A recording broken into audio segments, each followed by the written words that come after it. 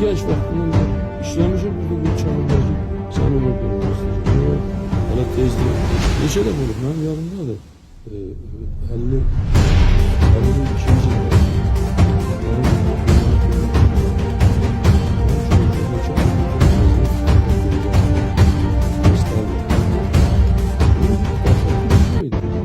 O vaxt 29 yaşında belə vəzifədə qalır. Böyle neçə vaxtları burada TGB, MGB'dir. MGB'de hamısı Ruslardır, Türklardır, Ermənilərdir. Azərbaycanlılar parmağın hesabladır. Önce hakkı demək lazım. Heç kəsin yoxdur. Ben burada böyle kapalılarda yaşıyorum. Önce Allah'ı sen hesabladır.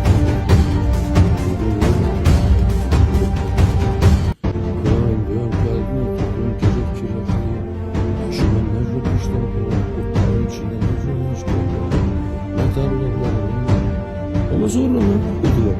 Ondan sonra bunlar hamısının hemen altında böyle işleyirler ki öyle bir çilemenin meşgul. Demek istediğim geç var. Vazife uğruna mübarek olmuş. Vazife hadisi olmamış. İstemem. Şimdi de ki başına beş kendi işte dedim. Böyle adaletsizliği gördüm. Her şeyden geçtim. İnsanlardan da incittim. Halktan da incittim. Öyle Komünist Partisi'nden de incittim. Hepsinden incittim. Benim hatırımdadır. Genç bir zabit idim. Buraya yeni gelmiş bir adamdım. Çok çetin idi. 1953 yılda Stalin'den sonra ciddi değişiklikler emele geldi.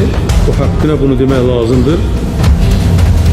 Ve 53 yılın sonunda ben hemen şöbeye reis tayin olundum. Birdenbire. Bu böyle nadir bir hadiseydi. Təhlükəsizlik Nazirliyinin əks kəşfiyyat şöbəsi çox böyük bir şöbə idi. Bu şöbənin 6 bölməsi var idi. Bir şöbənin rəisi Azərbaycanlı idi, onun 3 mavini Azərbaycanlı değildi. İkisi erməni idi, bir başqa millətdən. Bu 6 bölmədən ilk dəfə mən Azərbaycanlı kimi 1950-ci ildə bu bölməyə rəis təyin olundum. Qalanlar hamısı Azərbaycanlı değil. Əlavə olmalıdır ki, 1920-ci ildə Azərbaycan işğal olundu. 28. Azərbaycan 27-28-ci ildə işğal olundu. Azərbaycanın Demokratik Respublikası ləğv olundu. Əgər biz bununla etməsək, ondan biz yenə də halkın qarşısında 200 olalım. Bunu yazın başında. Naxçıvan Muxtar Respublikasının Ali Məclisi qərar alır. Naxçıvan Muxtar Respublikasının devlət bayrağı qəbul olunsun və devlət bayrağı Azərbaycan Demokratik Respublikasının 3 rəngli bayrağı Naxçıvan Muxtar Respublikasının devlət bayrağı kimi qəbul olunsun.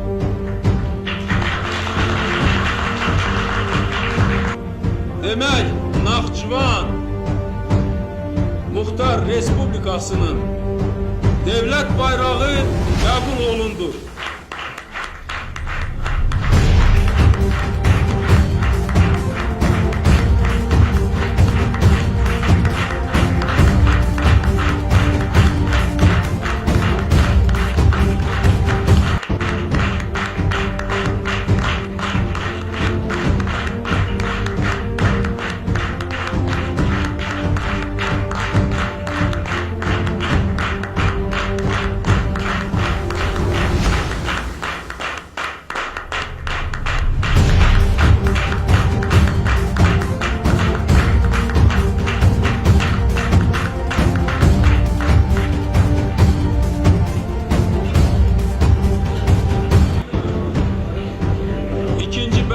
Yazın.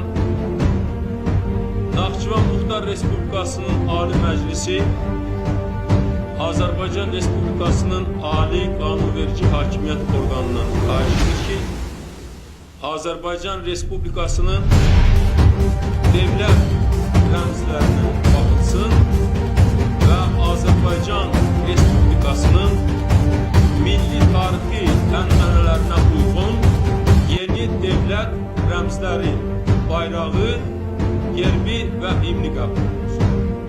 belə bir qərar biz qəbul edə bilərik. Biz qərar qəbul edirik və Azərbaycan Respublikasının ali hakimiyyət olaraq xahiş edirik.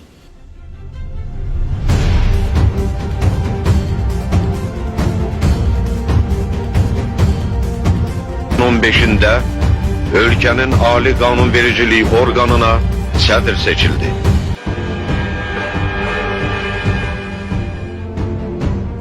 Karar kabul olundu.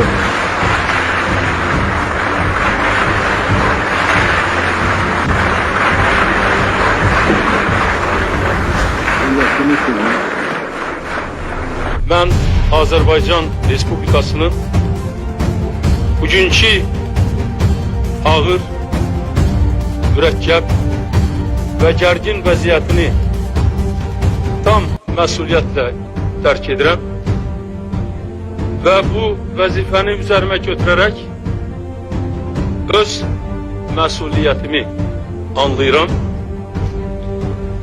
və bunların hamısını rəhbər tutaraq əlimdən gələni edəcəyəm. Ali Sovetin sədri kimi Azərbaycan Respublikasının tarixi nailiyyəti olan Azərbaycan Respublikasının müstəqilliyini qorumaq, möhkəmləndirmək, inkişaf etdirməyi özüm üçün ən əsas vəzifələrdən biri hesab edirəm.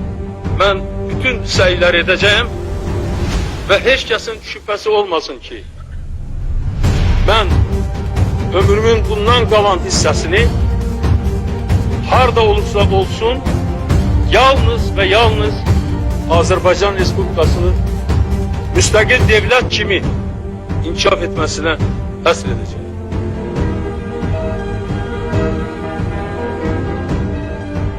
Heydər